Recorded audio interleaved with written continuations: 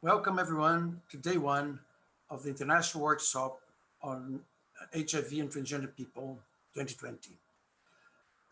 In fact, this is the second international workshop, not the first. We had a meeting last year in Mexico City in conjunction of the International AIDS Society conference.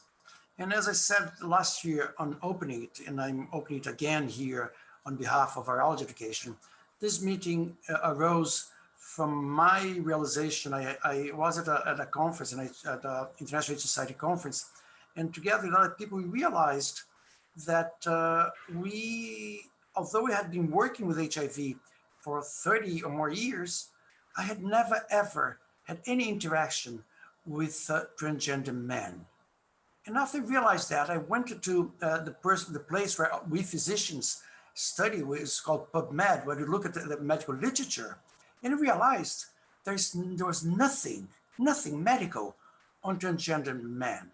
And then I looked on conferences, and I realized most conferences on transgender people, they refer to transgender women. And I said, that's not right. We need to do something about that. We need to be inclusive. And be inclusive means including all transgender people.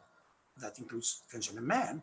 And more than that, I think we as physicians, as HIV physicians, in an era in which HIV is a chronic situation, in which our patients are going to live forever. We're going to live as long as, in fact, they're going to live longer than I am, because I want to live because I'm not that young anymore. So we need to know all of their health issues, all of everything that pertains to their lives, health-wise and social-wise, everything. So because of that, I talked to Charles Boucher, who's from virology education, to Alice, and I said, we need to do something about that. And that's the history, that's how we got here today. And so with this opening, that's me, that's Mauro Schechter. I should have introduced myself beforehand. I'm Mauro Schechter from the Federal University of Rio de Janeiro, Brazil. And as I said, I'm here opening on behalf of virology education. This meeting was made possible thanks to the generous support of Viv Healthcare and of Gilead. Without them, we'd not be able to conduct this meeting. Also, without our endorsers, we'd not be able to do it. And as you can see, we have several of them. They're listed here on the slide. I'm not going to read their names, but I'll give you time to read their names, and they are really essential for the success of this meeting.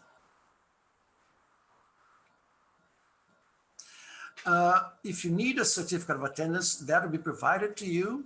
But first, you need to complete, and that we please ask you to do it, complete a short survey after each session that allow us to know how well we did or how badly we did, and how can we improve for next year. And at the end of the meeting, after the meeting ends, you will receive through email an extensive survey, and please complete it. It's really important for us. And after completion of that survey, we'll send you via email a certificate of attendance. If you have questions, you have to click the live Q&A field and type your questions or questions. We'll do our best to answer these questions by the speakers during the Q&A at the end of each session. As much as we can try and respond to all of them. We also have a session called Meet the Experts. These are 30-minute informal discussion with the speakers immediately after each session. These are Zoom-based sessions which allow you to be heard and seen.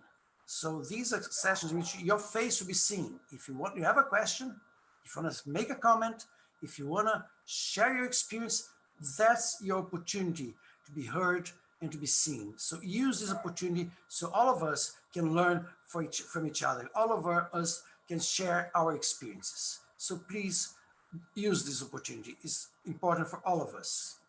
And then, without further ado, I'll pass the microphone to Joanne, who's also say her opening words. Joanne?